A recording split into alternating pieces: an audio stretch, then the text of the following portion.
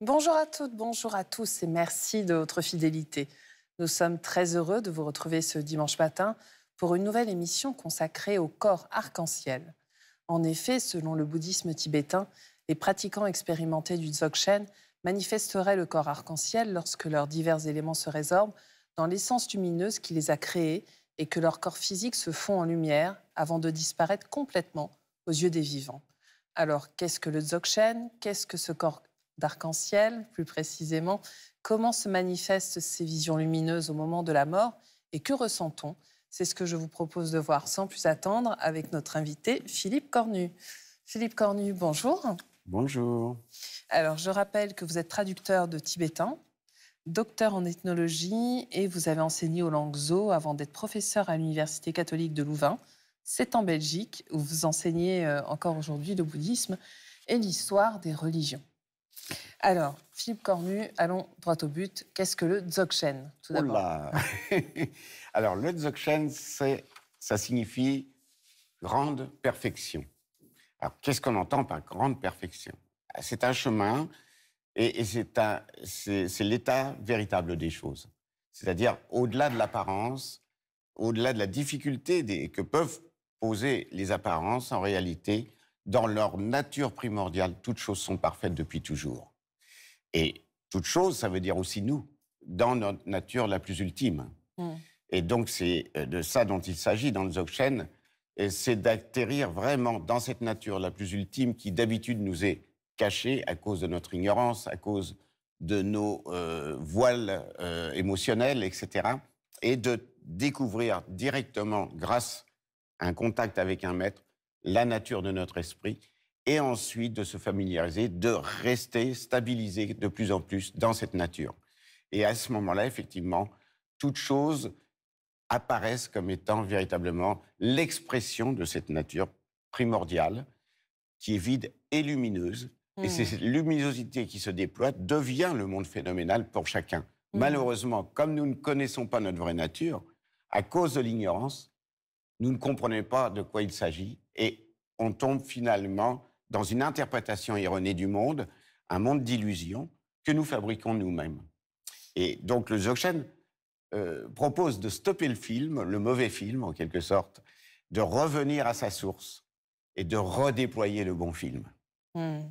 Alors, il faut vraiment préciser quand même que c'est une pratique qui demande beaucoup de travail, de discipline, et que, encore une fois, ce sont les pratiquants les plus expérimentés qui arrivent. Oui, le Dzogchen, c'est une voie du non-effort, d'une certaine manière. Mais pour arriver au non-effort, il faut faire des efforts. C'est paradoxal. C'est comme tout. Mais comme tout, Oui. exactement. Et surtout, ce qui est intéressant, c'est que le fruit dans le Dzogchen, c'est l'état d'éveil, c'est le plein éveil. Mais ce fruit, il est déjà dans la base, c'est-à-dire au départ, dans notre vraie nature, il y a déjà le fruit qui est parfait. Et en fait, la voie, c'est juste pour révéler ce fruit qui est déjà dans la base. Le redécouvrir. Voilà, le redécouvrir, très directement.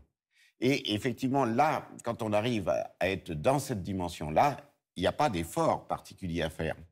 Parce que tout ce qui va se manifester, tout ce qui va s'élever comme émotion, pensée, tout ce qu'on veut, les images mentales, etc., notre projection sur le monde, tout ça n'est que le déploiement de cette nature et ne peut que revenir dans cette nature. En fait, c'est un peu comme l'eau de l'océan qui parfois forme des vagues, mais les vagues sont de la même nature que l'eau, elles ne peuvent que retomber dans l'eau. Alors, nous avons souhaité consacrer cette émission au corps arc-en-ciel, une expression très poétique. Que veut-elle dire?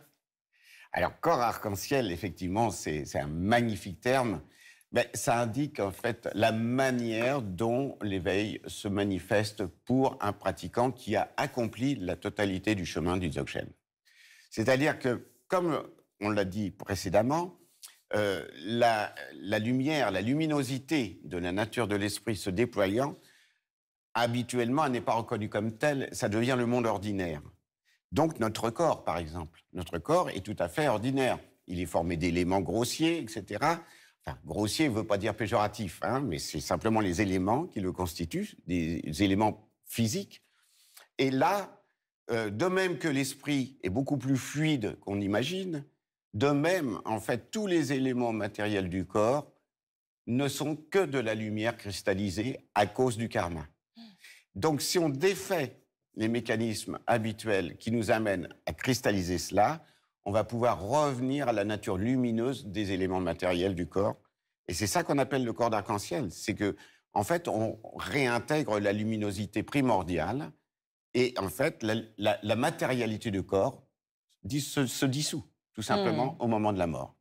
Alors, j'allais dire, c'est accessible à tous, hein, pour peu qu'on ait fait ce travail. Voilà, c'est ça. C'est-à-dire, après, c'est une histoire de temps. C'est-à-dire, ça peut se faire, si on est déjà très avancé, en une seule vie. Sinon, il faut quand même faire quelques vies de pratique avant de pouvoir y parvenir. C'est pas si évident que ça non plus.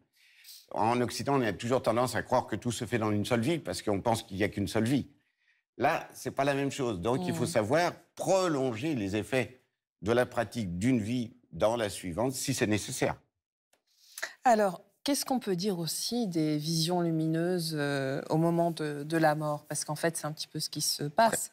Bah oui, c'est-à-dire que cette claire lumière qui apparaît après les dissolutions au moment de la mort, c'est précisément la manifestation même de la nature de l'esprit sous la forme de visions lumineuses qui sont pures et parfaites. Et c'est la préfiguration, d'une certaine manière, de ce qui se passe aussi au moment du corps d'arc-en-ciel. Simplement, le corps d'arc-en-ciel, c'est le résultat d'une contemplation de ces visions lumineuses du vivant, du pratiquant. Dans une pratique qu'on appelle le saut transcendant, Teugel. Et c'est quand on a réalisé Teugel qu'on revient vers cet état lumineux, mais à la fin du processus de la mort. Et du coup, on rejoint un peu ce que vit le pratiquant qui n'a pas encore mûri tout cela et qui, lui, va le vivre au moment, après le moment de la mort et avant le bardeau du devenir. Donc, ces manifestations lumineuses sont pures, c'est-à-dire ce sont des manifestations de sphères lumineuses, de chaînes, on appelle ça des chaînes adamantines, des bouquets lumineux avec à l'intérieur des mandalas des déités qui peuvent apparaître, qui sont tout simplement nos énergies à l'état pur. Mais alors, est-ce que vous êtes d'accord avec Francis Tizot qui nous dit qu'en fait, il y a eu un contact et des influences entre le christianisme oriental, justement, et le Dzogchen au Tibet? Parce qu'en fait, tout ça semble confirmer un petit peu cette hypothèse. Oui, alors, qu'il y ait eu des contacts possibles, c'est pas impossible, en effet, parce que les gens voyageaient beaucoup. Et c'est le christianisme syriaque, donc des régions qui se sont même... C'est un christianisme qui s'est adapté aussi à la Perse et qui est allé, sous la forme nestorienne, jusqu'en Chine. Jusqu'en Inde et jusqu'en Chine, où il y a des vieilles catégories, des vieilles communautés chrétiennes. Et effectivement, il y a le sentiment dans ce christianisme-là de cette luminosité. On parle beaucoup de luminosité, et puis on parle beaucoup de l'esprit aussi, par exemple des personnages comme Évagre le Pontique, qui est un grand personnage, un ascète, qui a beaucoup expliqué les passions un peu à la manière des bouddhistes. Alors, effectivement, il y a eu un passage vers l'Orient et même vers l'Asie de ce christianisme. Il y a pu y avoir des échanges. Maintenant, en même temps, le Dzogchen en lui-même constitue vraiment un tout qui n'a pas forcément besoin non plus d'un apport extérieur pour greffer quelque chose comme le corps d'arc-en-ciel. Le corps d'arc-en-ciel, c'est l'aboutissement logique de l'ensemble de l'enseignement du Dzogchen. Donc, en lui-même, je pense que le Dzogchen est assez autonome. C'est vrai qu'on a encore des interrogations sur l'origine du Dzogchen. Mais alors, justement, quelles sont les pistes qu'on a aujourd'hui? Eh bien, les pistes, elles sont... le Dzogchen n'est pas forcément complètement d'origine indienne. C'est vrai que, par exemple, le Dzogchen existe à la fois dans le bouddhisme et dans le Bön. Et le Bön est influencé par un royaume qui se trouvait pas loin de la Perse. Il se peut qu'il y ait des influences perses, notamment au niveau, justement, de ces histoires de luminosité. Alors que, effectivement, les chrétiens perses, qui étaient en contact aussi avec des religions de la luminosité, et que le Dzogchen, il y a des points communs. Il peut y avoir des points communs, mais des points communs ne veulent pas dire une filiation. Bien sûr. Ne veulent pas dire forcément une causalité. Mais en termes de date, est-ce que c'est à peu près similaire? C'est vrai que le christianisme syriaque se déplace vers l'Orient à partir du 6e, 7e siècle, et que le Dzogchen, les premiers textes du Dzogchen que nous avons en tibétain, c'est 8e siècle. Oui, c'est pas loin. Oui. Et puis, c'est vrai que les grandes spiritualités ont échangé. On oublie toujours cet aspect d'échange qui ont eu lieu. C'est vraiment passionnant. Le problème, c'est qu'il nous manque des textes pour vraiment attester complètement les théories qu'on peut faire. Alors, c'est un peu une part de mystère qui reste, parce que malheureusement, beaucoup de textes perses ont été détruits. Et les textes du Dzogchen n'apparaissent que quand les Tibétains se mettent à écrire en tibétain. Donc, voilà, il y a des lignées qui remontent à très loin dans le Dzogchen. Dans le Bon, on dit de lignées qui sont assez anciennes, qui viennent d'un Bouddha d'Asie centrale. Et puis, il y a le rameau bouddhiste venant de l'Inde qui s'est installé au Tibet. Et tous les deux portent une forme de Dzogchen. Et c'est du Dzogchen à chaque fois, ça se ressemble énormément. C'est le même chemin, fondamentalement, mais avec des petites variantes quand même. Et alors justement, est-ce que vos prochaines recherches vont peut-être permettre d'avoir un éclairage différent sur le Dzogchen? On continue à creuser, en effet, et on est quelques-uns à se creuser la tête là-dessus. C'est très stimulant, d'une certaine manière. En même temps, il y a cette petite frustration, le manque parfois de preuves matérielles, de preuves écrites en tout cas, qui permettraient de vraiment étayer des hypothèses quant à l'origine du Dzogchen. Mais en même temps, le Dzogchen fonctionne. C'est ça qui est extrêmement important. Et les corps d'arc-en-ciel, il y en a quelques-uns chaque siècle, au moins.